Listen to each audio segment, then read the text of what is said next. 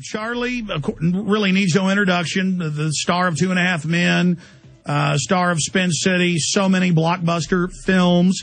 Of course, the great son of Martin Sheen, the brother of Emilio Estevez. He had the idea 3 months ago to really write his thoughts about 9/11, his questions, like 6 of the 10 9/11 commission members saying that the official story was a fraud and a lie and there was a cover-up. John Farmer, the head lawyer, saying it was a criminal cover-up. Charlie wanted to use his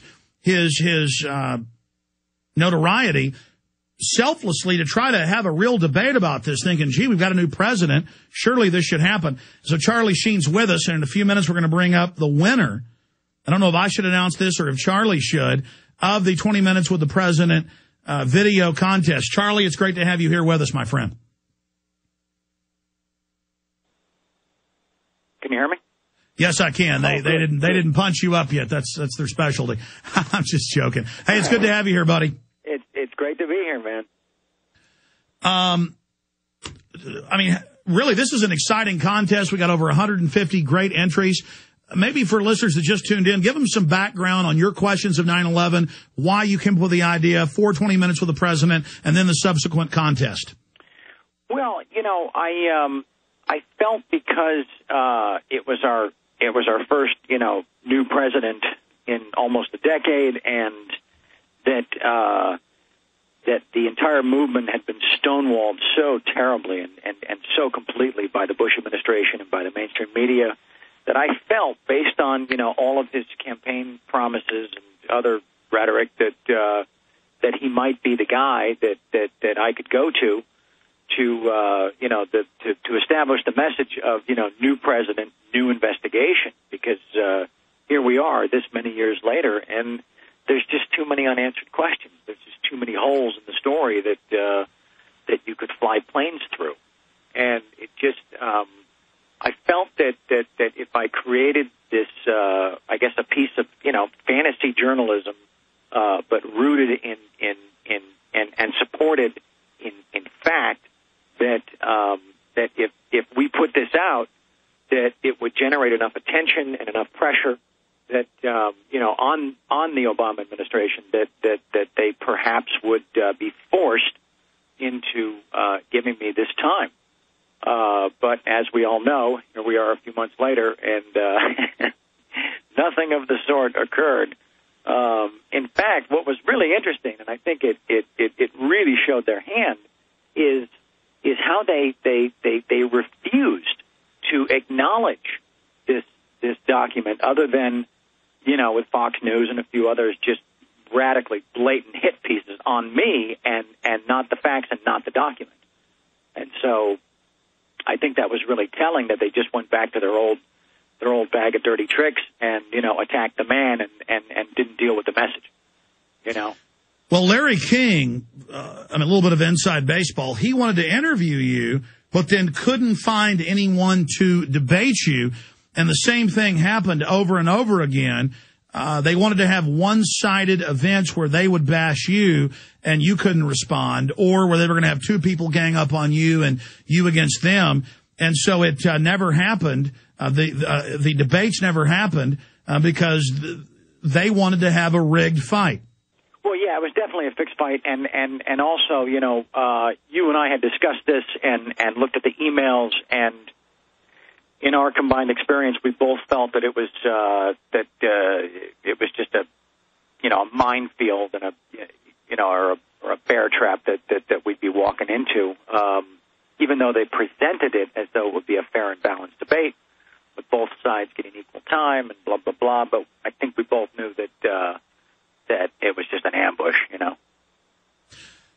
Absolutely. I mean, you were contacted by so much media that wanted to have one-sided interviews or debates, or have you taped and then have somebody else live to counter you, that I didn't even contact you about the CBC. The Fifth of State wanted to interview you, and then they actually released the interview live on CBC in Canada last week, and it's actually not just a fair piece. It admits that they contacted the FBI.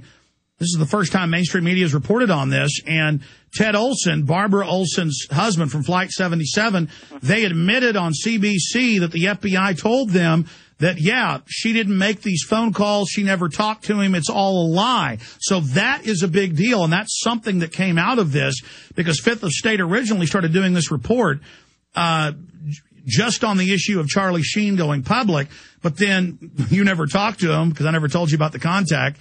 Right. And so now the truth actually came out. That's a big deal. Oh, it's a huge deal. And I think that story even broke, correct me if I'm wrong, I think it was like February of 2007 when the FBI first admitted that. Yes. And that's actually one of the 20 bullet points in 20 Minutes with the President. And I just think that is the mother of all lies.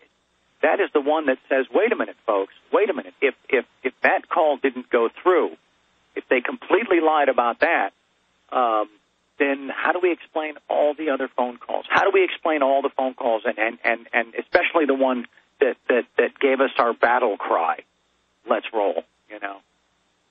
Well, of course, I mean, first they said, all these phone calls got made. And then they said they weren't from airphones. And at 20,000, 30,000, 33,000 feet, they're making calls. Phones in 2009 don't work from that altitude. It's fake. And mothers were interviewed saying their son would say, it's me. You believe me, don't you? And then it would be one-way conversations with the few phone calls. And now the Barbara Olson call is fake. I mean, that's just one of thousands of smoking guns. I mean, how much trouble did we have at your house doing the research, writing 20 Minutes with the President over those 2 or 3 weekends I spent with you, Charlie? Some days, 14, 15 hours a day, going back over the research. Right. Just trying to boil it down to 20 points. It's a orgy of evidence. Oh, yeah. No, but I think we did a really good job, if I can say so myself, of picking out the 20 that were really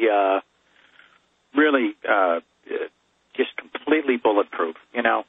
I think the ones that we put in there, I think that's why mainstream media had such a problem with it, because they looked at it and they went, oh, crap. Now what?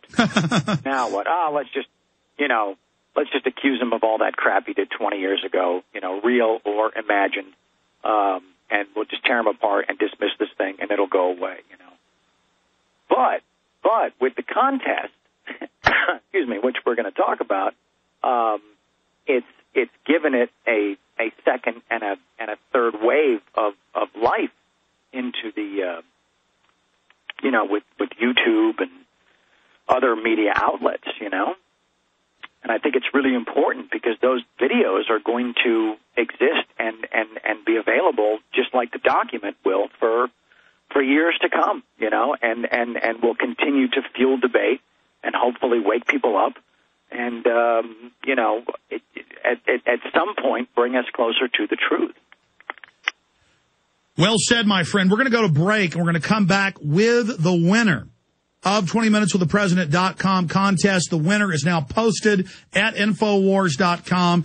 Over 150 great videos introduced. But the gentleman we're going to be talking to on the other side of this break after the news is the winner.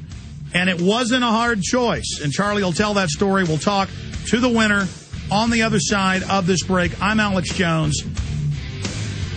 Charlie Sheen is our guest. We'll be right back.